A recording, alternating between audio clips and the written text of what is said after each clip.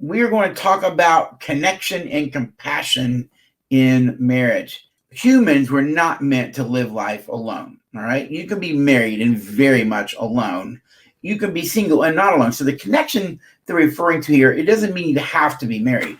There are married couples who are so disconnected, they actually feel alone. And as a matter of fact, the epidemic health crisis in America is loneliness. It is an epidemic proportions. It is so bad. Insurance companies want it fixed, and they've hired a company called Tivity Health to solve the problem. Loneliness is not something humans need. Humans were created for connection. We are created for love. We are created for intimacy. We are created for healthy emotional bonds. And just like you need food, air, water, and shelter, all humans have to bond emotionally as well. All humans have to bond emotionally to other people. And we're really supposed to learn to bond early in life, in those early years of life. And when you learn to bond and attach in healthy ways early in life, there's a lot of research that shows that those kids grow up to be healthy, mature adults. Kids like me who did not learn to bond in healthy ways in childhood, they grew up to have problems in intimate relationships as an adult later on. Just be aware, everyone has to have healthy connections, all right? We all need healthy connection. The problem today is that people are trying to bond and connect in unhealthy ways. You see, all humans are needy, and all needs must be met, and all needs will be met. You need food, air, water, shelter, physical survival needs. Now, you can meet those on your own, all right? You can go out and get a burger somewhere or get some chicken somewhere, all right? You can meet those needs on your own. The needs that humans have that you cannot meet on your own are the needs for bonding, the needs for attachment. We need others to meet those needs. Now, in our work in Relate Well as a curriculum is actually about teaching people healthy attachment, healthy bonds, how to bond in healthy ways, and how to love maturely. And we actually teach the skills so that you can learn to love maturely. You see, I did not know how to love maturely because I never saw it modeled. I saw dysfunction. I saw anger, shock with a cow prod. I mean, we saw a lot of dysfunction. So we never really saw healthy love. We never saw healthy communication. We never saw really healthy problem solving. And so I went into my adult life without these emotional needs met, without any healthy connections. No wonder I was so smothering of my wife early years of marriage. She used to say to me, "You're like a boulder around my neck." And I really was, because I did not know how to love well. I knew I loved her, but I wasn't mature enough to love. I always tell people back in those days I was mostly a child. So because I had so much woundedness, I really couldn't connect to her well. And sadly, in a lot of ways, I lack compassion. Well, I can have empathy, but there were a lot of times I was so focused on myself and my own wounds and my own hurt, I couldn't connect to her pain. I couldn't connect to the pain that I caused her. I couldn't have compassion for her struggles because I was still struggling with my own stuff. You know, I like to say it this way. We tend to look at the world through the prism of our pain. I'm going to say that again. We tend to look at the world through the prism of our pain. Your pain becomes the filter by which you see the world. It colors what you actually see. This is why healthy people heal from their wounds. Why? That old adage, hurt people, which is actually true. I like to say it this way.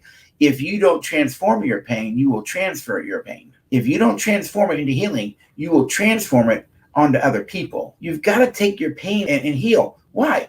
So you can have healthy connections. Because without a healthy connection, you really can't have a healthy marriage, a mature marriage, a loving marriage, right?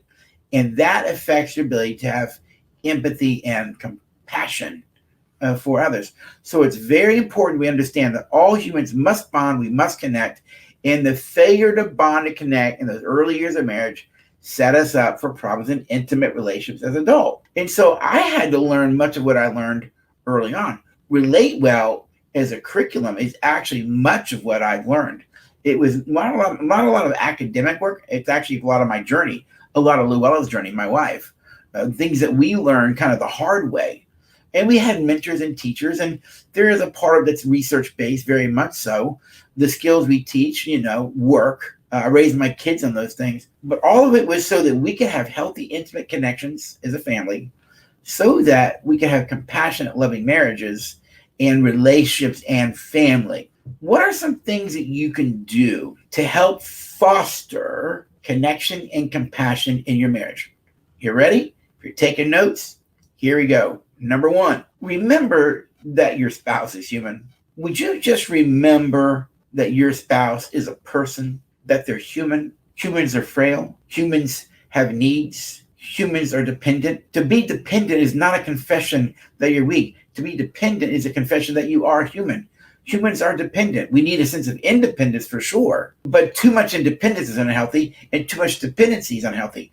Healthy humans are interdependent. But remember, your partner's human. In other words, don't treat them in disrespectful ways. Don't treat them with ill will. Don't treat them as if they're an object. Don't treat them the way you would treat an animal. All humans have inherently dignity. All humans have dignity. They have inherent value and worth just because they are. And a lot of times when we lack connection and compassion, then we'll start to treat our partner as an object.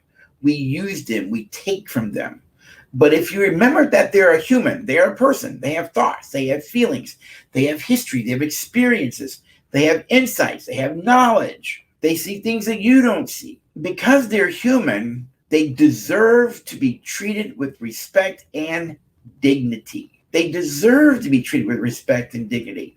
And when we tend to lose a connection to someone, the tendency could be to treat a person as if they have no, in disrespectful ways, as if they have no dignity. And there are a couple of books out, and I cannot remember the name of the author right now. I've read both of them. The first book is titled Dignity, and the second book is Dignity in Leadership. Desmond Tutu wrote the foreword for both of those books, as I recall. The author, psychologist, her and I say a lot of the same things, just in different ways. But she does clearly point out that all humans have dignity, and that some of the greatest violations of the workspace are violations of dignity. Remember, your spouse is human. And because a person is human, they're going to mess up at times.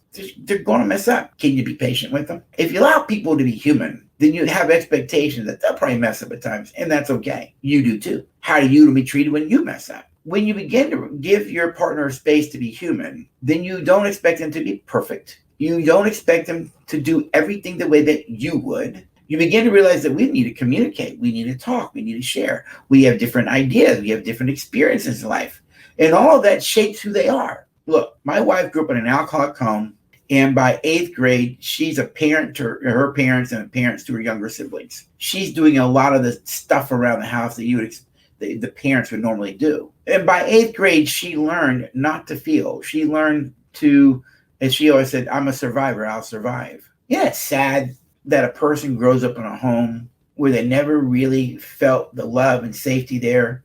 What they felt was so much pain and hurt they had to survive, and they lived to survive. You see, when I began to realize that Luella was human, and in her humanness experienced a lot of hurt and pain, I can then allow her to not be perfect.